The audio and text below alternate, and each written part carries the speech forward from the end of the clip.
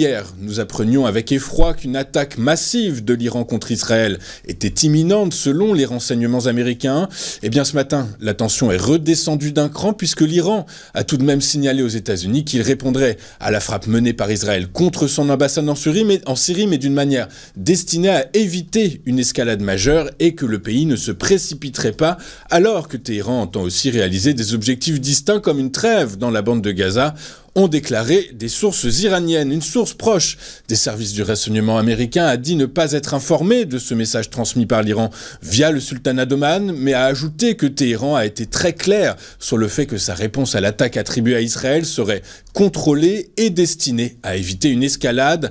Téhéran se montre en effet prudent dans sa réponse au raid israélien, car d'un côté le pays a la volonté de dissuader Israël de mener des attaques similaires à l'avenir, mais de l'autre, le pays cherche à tout prix à éviter une escalade qui pourrait pousser les États-Unis à prendre part directement au conflit. Sans grande surprise, la BCE a maintenu hier ses taux d'intérêt à leur plus haut historique tout en préparant le terrain à une première baisse dès juin face à une inflation en repli et une économie atone.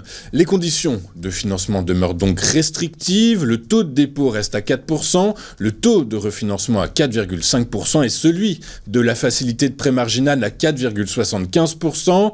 L'institution se prépare néanmoins à une première baisse en juin pour répondre à une croissance en berne dans la zone euro et des taux d'inflation qui reviennent à des niveaux plus acceptables. En effet, la présidente de la Banque Centrale Européenne, Christine Lagarde, a affirmé qu'elle pourrait amorcer dès le mois de juin une baisse de ses taux d'intérêt directeurs, soit avant la Réserve fédérale américaine, et ceci, l'évaluation actualisée des perspectives d'inflation devait encore renforcer sa confiance dans la convergence durable de l'inflation vers l'objectif de 2%, et bien la BCE jugerait alors opportun de réduire le caractère restrictif actuel de la politique monétaire, a-t-elle expliqué dans un communiqué. Désormais, plus personne au Conseil de la BCE n'est opposé à une baisse des taux en juin, même les faucons, c'est-à-dire les partisans d'une politique monétaire restrictive comme le président de la Bundesbank Joachim Nagel ou le président de la Banque centrale autrichienne Robert Holzmann, qui prônent depuis longtemps l'attente, eh bien ces deux-là sont désormais ouverts à une première hausse des taux d'intérêt en juin.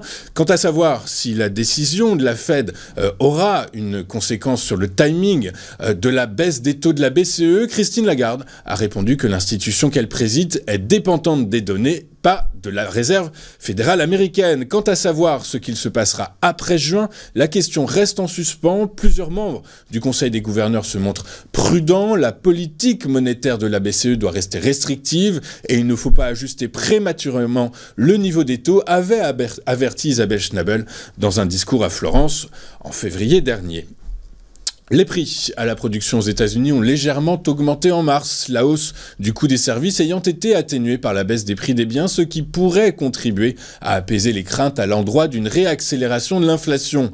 Le département du travail a fait savoir que les prix à la production aux États-Unis ont augmenté de 0,2% en mars par rapport au mois précédent, en données brutes comme en excluant l'alimentation, l'énergie et les services commerciaux. Sur les 12 derniers mois, la hausse s'est établie à 2,1% en données brutes et à 2,8% hors alimentation, énergie et services commerciaux le mois dernier, à comparer à des taux annuels respectifs de 1,6 et 2,7% observés en février dernier. Notons que le rebond de l'inflation depuis le début de l'année, tant chez les entreprises que chez les consommateurs, pourrait donc convaincre la Banque centrale américaine d'attendre encore avant de baisser ses taux directeurs. Faisons maintenant le tour de ce qui s'est passé sur les principales places boursières de la planète hier et en Europe. Les principaux marchés actions ont clôturé dans le rouge malgré les annonces de la BCE, cette dernière ouvrant la voie à un assouplissement de sa politique monétaire au mois de juin. Les investisseurs semblent avoir accordé davantage d'importance aux chiffres d'inflation outre-Atlantique, chiffres qui ne faiblissent pas. À Paris,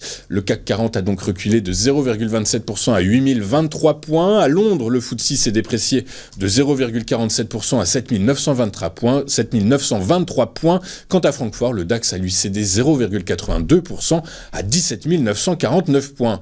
À Wall Street, les principaux marchés actions ont fini la journée en hausse soutenus par les valeurs technologiques. Le Dow Jones a reculé symboliquement de 0,01% à 38 459 points. Le S&P 500 a lui engrangé plongé 0,74% à 5199 points. Quant au Nasdaq, il a lui pris 1,68% à 16 442 points. En Asie ce matin, emmené par les valeurs de croissance, le Nikkei a fini en hausse de 0,21% à 39 523 points. En France, le SBF 120 a lâché 0,28% et le CAC Minenspol 0,25% hier. Morel et Prom a fini en tête de... Morel et Prom a été la valeur la plus recherchée hier sur le SBF 120.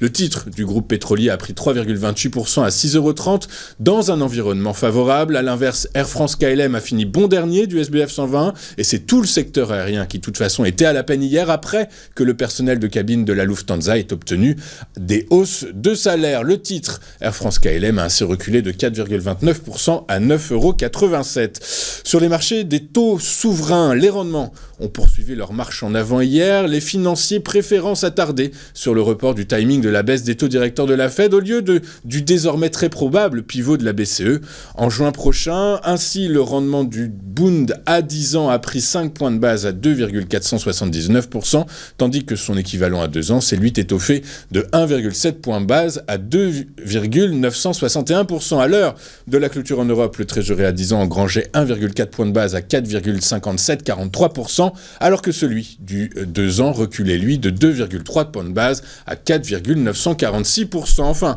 sur le marché du pétrole, les prix n'ont pas donné de tendance particulière hier. Les opérateurs tiraillés d'un côté entre la hausse des stocks hebdomadaires américains et la progression de l'inflation aux États-Unis et de l'autre par les perturbations probables de l'approvisionnement en raison de l'augmentation des tensions géopolitiques. Ainsi, le prix du baril de Brent de la mer du Nord pour livraison juin reculait de 0,27% à 90,24 $ après avoir initialement progressé en début de séance. Quant à son équivalent américain, le baril de WTI pour livraison mai, il a lui cédé 0,42% à 85,85 $ le baril. Nous allons marquer une toute première pause dans cette édition du 12 avril 2024 et juste après, comme vous en avez l'habitude, nous retrouverons Antoine Quesada et son chrono CAC. À tout de suite sur Téléfinance.